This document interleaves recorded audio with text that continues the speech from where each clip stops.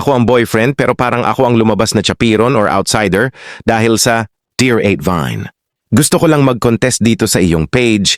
Sa totoo lang need ko ng kausap, need ko ng magpapayo. Kaya dito ko na lang dinaan sa pagsulat.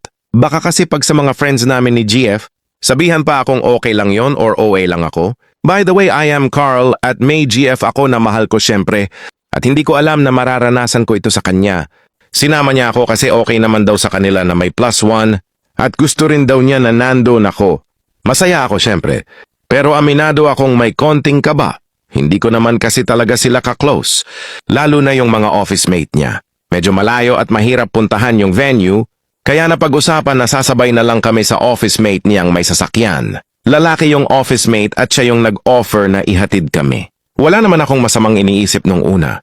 Sabi ko sa sarili ko, normal lang naman yon. Workmates lang, carpool lang. Pagdating namin sa meetup place, nandoon na yung sasakyan. Automatic akong pumwesto sa likod, iniisip ko na doon talaga kami uupo ng girlfriend ko. Pero bago pa man ako makasakay, nakita ko na siyang dumiretso sa harap sa tabi ng driver's seat. Nilipat pa niya yung bag ng office mate niya na nasa harap para makaupo siya doon. Medyo natigilan ako. Hindi ko alam kung dapat ba akong magsalita o manahimik na lang, kaya ngumiti na lang ako at umupo sa likod. Habang bumibiyahe kami papunta sa venue, ramdam ko yung katahimikan ko sa likod kumpara sa saya nila sa harap. Todo kwentuhan sila. Tawanan, asaran, parang ang gaan ng usapan. May mga pagkakataon na napapangiti rin ako sa naririnig ko, pero mas madalas, tahimik lang ako, nakatingin sa bintana. Hindi ko maiwasang makaramdam ng konting kirot. Pakiramdam ko, para akong outsider sa sarili kong relasyon sa mga sandaling yon. Paulit-ulit kong tinatanong yung sarili ko habang nasa biyahe. Ako lang ba yung nag-iisip na mali ito? Dapat ba sa likod kami magkatabi umupo? Normal lang ba na iwan niya ako sa likod? Habang masaya siyang kausap, yung office mate niya sa harap, ayokong maging seloso o kontrolado. Ayokong matawag na OA.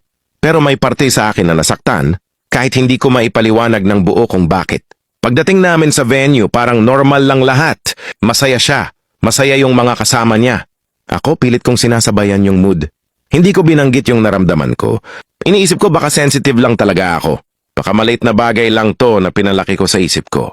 Pero hanggang ngayon, bumabalik pa rin yung eksenang yun sa utak ko. Hindi dahil may masama siyang ginawa, kundi dahil sa pakiramdam na parang hindi niya ako naisip sa moment na yun. Hanggang ngayon, hindi ko pa rin binubuksan sa kanya yung topic. Natatakot akong sabihin niya na OA lang ako o masyado akong nag-iisip. Pero sa totoo lang, gusto ko lang naman maintindihan kung valid ba yung naramdaman ko o kung kailangan ko lang talagang lunukin at palampasin. Tahimik lang yung kwento ko pero mabigat sa dibdib. Minsan kasi, hindi naman malaking bagay yung eksena, yung upuan lang sa sasakyan pero yung pakiramdam na naiwan ka, yun yung mas masakit.